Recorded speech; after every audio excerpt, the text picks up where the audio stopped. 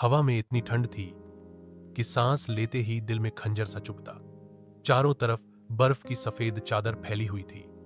पेड़ बर्फ में दबे खड़े थे और आसमान पर काले बादल ऐसे लग रहे थे जैसे तूफान आने वाला हो। शहजादी बलि के रूप में पहाड़ की ढलवान पर चढ़ रही थी, लेकिन हर कदम के साथ उसके पंजे सन होने लगते।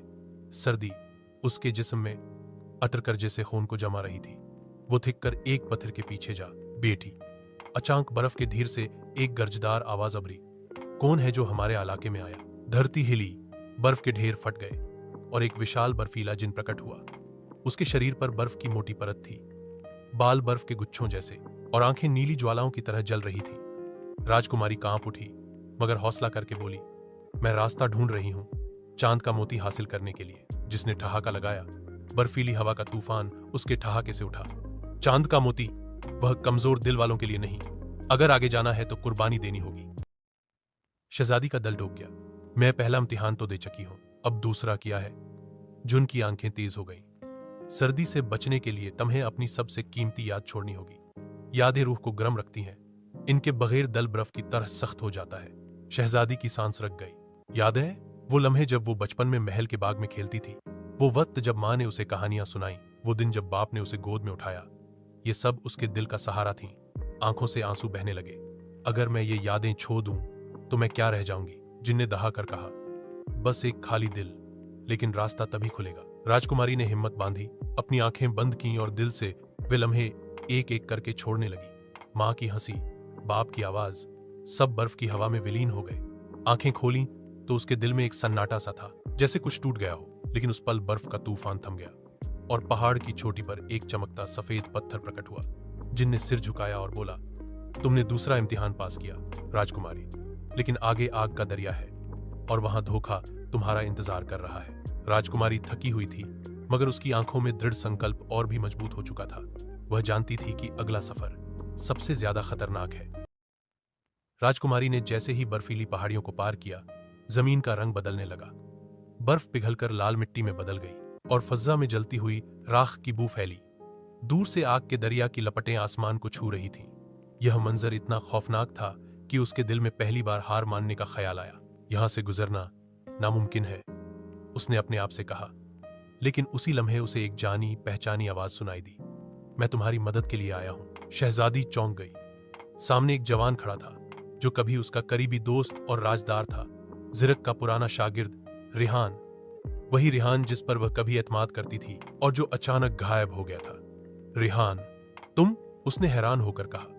रिहान ने नरम मुस्कुराहट के साथ जवाब दिया, हाँ राजकुमारी, मैं तुम्हें अकेला नहीं छोड़ सकता। आग के दरिया से गुजरना बहुत मुश्किल है, मगर मेरे पास रास्ता है। राजकुमारी के दिल में खुशी और शक दोनों जागे।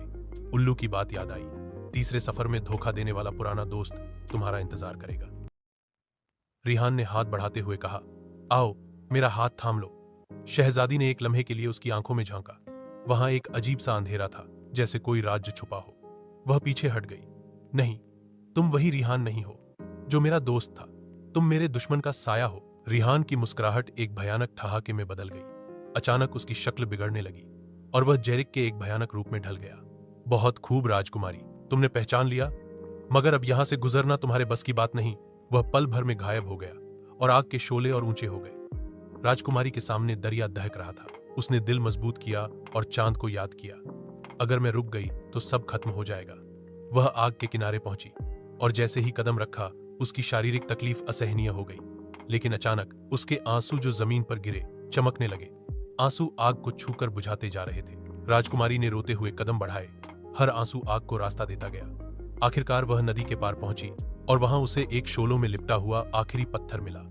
इस पत्थर को हाथ लगाते ही शोले बुझ गए और आसमान पर चांद की रोशनी फैल गई। राजकुमारी ने आखिरी इम्तिहान पास कर लिया था, मगर वह जानती थी कि असली जंग अभी बाकी है, जिरक के सियाह कलिले में। रात के अंधेरे में वह किला एक डरावने सपने की तरह खड़ा था।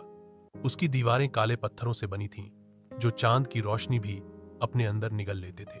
किले के ऊपर खून जैसे लाल शोले लपक रहे थे और उसके इर्द गिर्द जख्मी पेड़ ऐसे थे जैसे सदियों से कैद में हो। राजकुमारी अभी भी बिल्ली के रूप में तीनों चमकते पत्थरों, चांद के मोती के हिस्से को अपने साथ लिए किले के दरवाजे पर पहुंची। जैसे ही वह करीब गई, दरवाजा खुद कड़क कर खुल गया। अंदर का मंजर खौफनाक था। अंधेरों में जलती मशालें और दीवारों पर नाचते साए। हर तरफ अजीब मखलूकात घूम रही थीं, काले कुत्ते, आधे इंसान आधे जानवर, और परिंदे जिनकी आंखों से आग निकल रही थी। लेकिन सब शहजादी को देखकर पीछे हट गए, जैसे किसी बड़े खेल का इंतजार हो। राजकुमारी ने धड़कते दिल से पूछा, वह 3 यात्राएं कौन सी हैं? उल्लू ने अपनी लंबी गर्दन आसमान की ओर उठाई, जैसे वह चांद से बात कर रहा हो, और फिर बोला, पहला, जादुई जंगल, जहां पेड़ बोलते हैं और हर मुस्कुराहट के पीछे धोखा छिपा है। दूसरा, बर्फीली पहाड़ियां, जहां बर्फीले जिन बसते हैं और सर्दी इंसान की सांस भी जमा देती है। तीसरा, आग का दरिया, जहां तुम्हारे अतीत का एक पुराना दोस्त तुम्हें धोखा देने का इंतजार कर रहा है। राजकुमारी की आंखों में डर और दृढ़ संकल्प एक साथ उतर आया। और अगर मैं नाकाम हो गई तो? एलो की सुनहरी आंखों में हल्की सी चमक आई। तो फिर तुम हमेशा के लिए बिल्ली की शक्ल में रहोगी और तुम्हारी सल्तनत दुश्मन के कब्जे में चली जाएगी।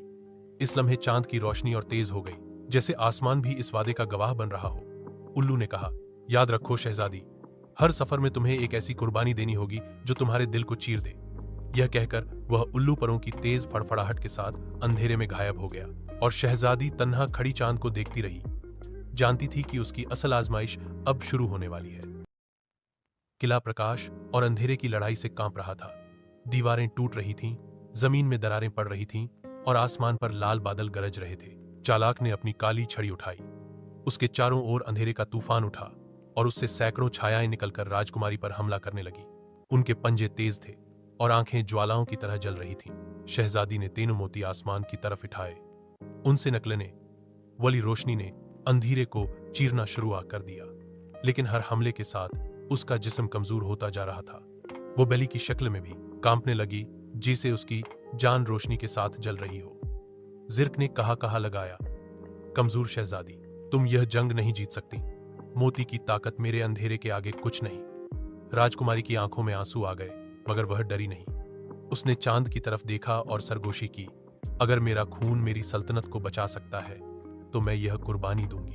अचानक उसने अपने पंजे से अपने दिल पर वार किया। तीनों मोती उसके खून से भीग गए और एक ही दम रोशनी का धमाका हुआ। किले की दीवारें टूट गईं, अंधेरे के सिपाही राख में बदल गए और जीरक चीखता हुआ जमीन पर गिर पड़ा। नहीं, यह कैसे संभव है? वह चिल्लाता रहा, मगर रोशनी ने उसे लपेटकर हमेशा के लिए खत्म कर दिया।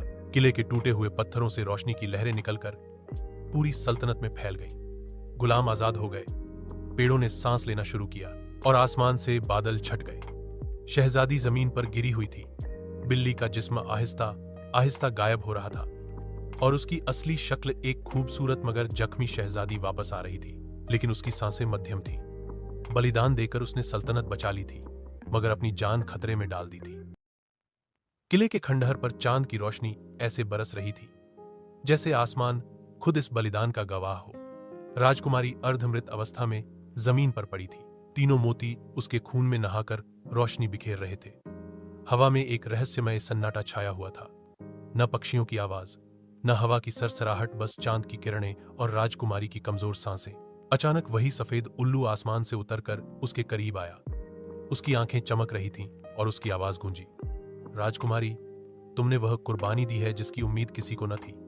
खून और रोशनी का यह मिलाप ही जादू को तोड़ने की असल कुंजी था। अलो ने पंखों से तीनों मोतियों को आकाश की ओर उठाया। वे एक साथ मिलकर एक बड़े चमकते मोती में बदल गए, और उसकी रोशनी ने राजकुमारी के शरीर को ढक लिया। धीरे धीरे उसकी सांसें बहाल हुई।